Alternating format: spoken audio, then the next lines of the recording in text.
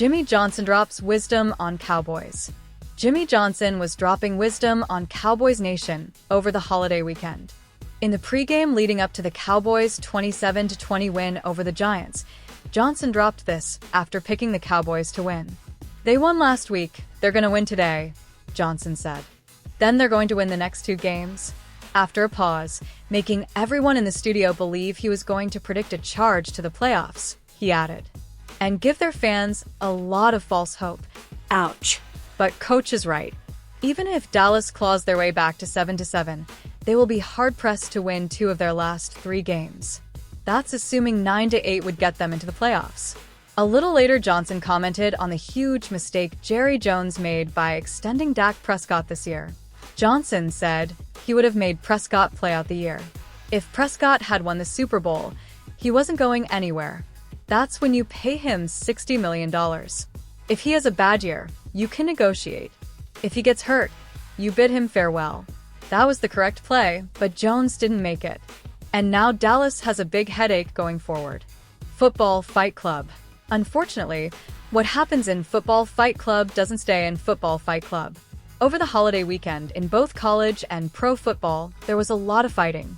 It's like a lot of these guys didn't get any pumpkin pie or something. Most of the gridiron fisticuffs involved victorious visiting teams attempting to plant their team's flag in the home team's midfield. A stupid thing to do. An even dumber thing to fight over. But fight they did, and the main event proved to be up in Columbus, Ohio on Saturday. The Michigan Wolverines upset then number 2 Ohio State, 13-10, giving the Wolverines their 4th straight win over their bitter rivals. After the game, several Michigan players went to plant their flag at midfield. Several Ohio State players objected. Ding ding. Fight's on. By the time order was restored, police had deployed pepper spray to convince the participants to find something better to do. A wall of officers was formed at the 50-yard line to separate the two sides. Michigan running back Khalil Mullings summed it up best after the fight ended. "You hate to see stuff like that after the game. It's just bad for the sport, bad for CFB," Mullings said. "They gotta learn how to lose, man. You can't be fighting."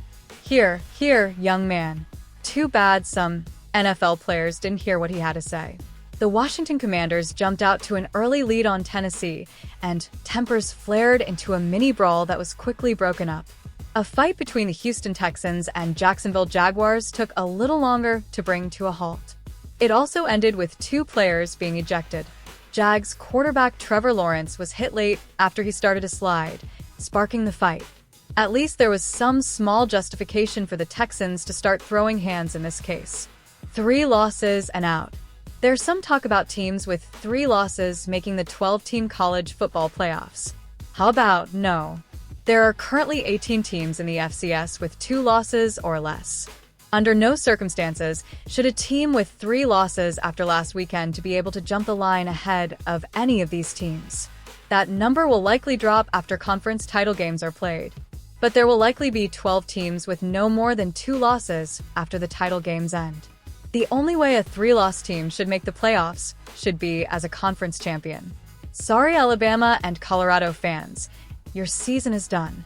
Now watch the selection committee twist the mother of all pretzels to get Alabama in anyway. You just don't see that very often. Tom Brady dismayed with CeeDee Lamb's performance in Cowboys-Giants Thanksgiving clash. This Thanksgiving Day, the Dallas Cowboys took on the New York Giants, winning the game with a final score of 27-20. While the win was certainly a reason to celebrate, not everyone felt the same way. Former NFL quarterback Tom Brady had a few words to say about the team, especially about CeeDee Lamb in particular. In that game, Dallas leaned heavily on QB Cooper Rush, who went for 195 yards, completing 21 passes out of 36 attempts, scoring a single TD, while Rico Dowdle led the rushing with 22 carries for 12 yards, along with a solo score. However, wide receiver CeeDee Lamb seemed to disappoint, dropping 3 passes, which managed to get Brady's attention. Wow. It's actually a perfect throw from Cooper Rush. A+. Look at CeeDee turn his head before making the catch. You just don't see that from him very often. This guy is one of the great wide receivers in the NFL right now. He doesn't expect to drop one ball all season. Brady said. Brady lauded praises about Cooper Rush's performance, but was surprised that a seasoned player like CeeDee Lamb would drop a crucial pass such as that. The missed catch apparently seemed to deter Lamb's game against the Giants. Lamb only managed a pair of catches in that matchup for a total of 39 yards. CeeDee Lamb injured in Thanksgiving game against New York Giants. On another note, CeeDee Lamb seems to have injured himself in the game against the New York Giants on Thanksgiving Day. The wide receiver showed signs of being injured during the third quarter after he was tackled by Drew Phillips of the New York Giants. Lamb's shoulder was the point of injury, with the receiver seen clutching it and leaving the field. However, the injury does not seem to be too aggressive, since the player managed to return to the field after one play. Still, it looks like Lamb is taking it slow, leaving the field shortly after the play and not returning to play. Whether the injury was the reason for the receiver's poor performance in that game or not cannot be confirmed right now.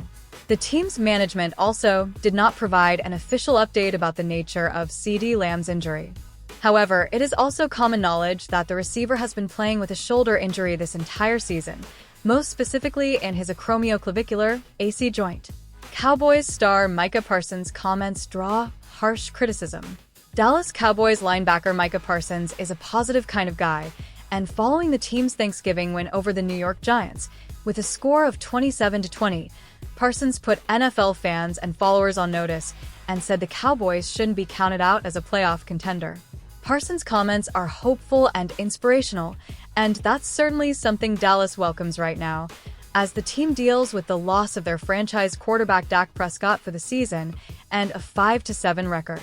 But following Parsons' comments, one NFL analyst went on record as disagreeing with Parsons and saying the Cowboys' hopes for any postseason action were over. ESPN sports analyst Stephen A. Smith disses the Dallas Cowboys. Smith, who is known to be critical of the Cowboys, appeared on the ESPN show First Take on November 29th. During his appearance, Smith was asked about Parsons' comments about making the playoffs, and he replied that the Cowboys had zero chance of making it that far in the season.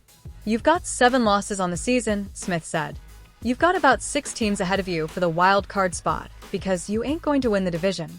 Obviously, you look at their schedule. For their last 5 games, you've got Cincinnati, you've got Philadelphia, you've got Washington and Tampa in 4 of your next 5 games, and Carolina. Just stop. I mean, I love Micah Parsons, but just stop it. Parsons' original comments happened following the